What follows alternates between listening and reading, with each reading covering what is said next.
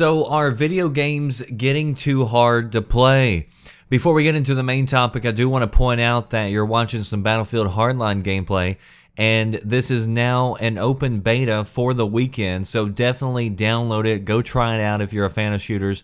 This is the second go around. They took some feedback from the first beta, so there's no reason for you really not to try it out and just to see whether or not you like it. It's not often that you get to play, AAA games before they come out, so you don't have to take anybody's word for it. Try it, see what you think. Now, you are watching some Conquest gameplay, and this is going to look familiar to anybody who's played any Battlefield games recently, but I will upload some new gameplay showing some of the new modes coming up here soon.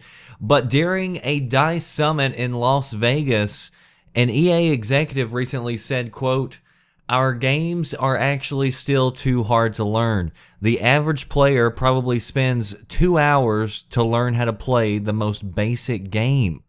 Now, I can at first glance see how a lot of people would dismiss this statement and say that most games are actually really easy to pick up and play. Most games are pretty straightforward. A lot of them just point and shoot. And if it takes your average player to, it takes them 2 hours to figure out how to play the game, something's probably wrong with your average player. So I can understand how a lot of people would kind of look at it like that from your point of view, but also, if you're a gamer, you've played one shooter, it doesn't take you long to get into another shooter and figure it out. It may be a little different, but it usually doesn't take you too long because we've played so many of them. But you can understand how somebody who hasn't played a lot of games could probably walk into a game like Battlefield and be pretty overwhelmed at all the options and different capabilities and not really understand their role, or they might understand point and shoot, but to understand all the gadgets, all the classes, the way the tools work, you have to put in some time in order to understand this. And so I can understand how some games would be easy to play, but difficult to actually learn and master. So I don't necessarily think that's a bad thing either. I think there needs to be a balancing act between, making something easy for casuals to enjoy, but also making it where there's a reason for people to invest time and to become good at the game, because if you do understand all the mechanics of the game, then you should have an advantage, if you're using all the tools in the arsenal. But I think the point is a lot of people never get to that point because they just give up because it's just too confusing for them. And we live in a day and age where there are a billion things you could do with your time. There are a million games you could be playing. There are a million videos you could be watching. So you have to really captivate people and hold their attention and be able to hold their attention for a long period of time, because minutes are hard to keep. And so if somebody doesn't understand your game, they're just going to stop playing, period. And so you've lost that person. But I do think that there are some things that everybody could do, really, as far as a development standpoint, to really help the situation. And not necessarily make games easier, but make it easier for people to understand your game. And one of the first things I would recommend, and I've said this numerous times, is consoles need to have the ability to custom keybind the buttons.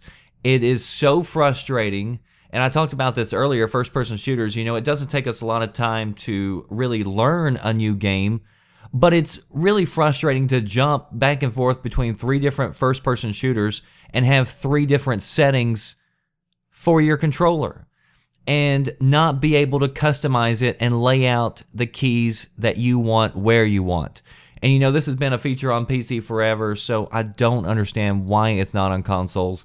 Let the player decide what feels right for them. The second is actual tutorials. And people want to play. So I think interactive tutorials where you're actually going through and training is a lot more effective than, say, reading pop-ups, which most people probably just click through in order to get to the game. But, I could see a game like Battlefield really taking advantage of something like that and having a training course that goes pretty in-depth, You go through each class, and it's totally optional. You don't have to do it. But if you want to learn that class, you want to be a master of that class, Then it takes you through, like for instance, sniping, and tells you about bullet drop and how to calculate bullet drop. And then it takes you through all the tools that are available. And then like maybe you have like a little really short, small mission where you have to go set down, you know, this device and then make it work, and then you see how it works, so you're interacting with it, you learn all the tricks of the trade, and then whenever you go out there, you're not getting frustrated because you're getting mowed down from a ton of people who have been doing this for years and been playing for years. So, you know, games back in the old days, they used to come with manuals. You would buy a game, you would have a little manual there, but they got rid of that, I guess, trying to save some trees. So in the process, a lot of games have given players less information going into the game, but at the same time, games continue to get more complex. So there's a number of ways you could interpret his statement. I don't think games are going to all of a sudden be dumbed down, so I wouldn't worry about that.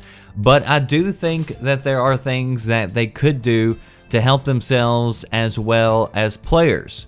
Give us good tutorials and make it where we can choose what buttons we want to push for what actions. Post below, let me know, what do you think? Are games too hard to play today? If you want to read more, links down in the description box. That does it for me, the Red Dragon. I'll see you next time. Thanks for watching.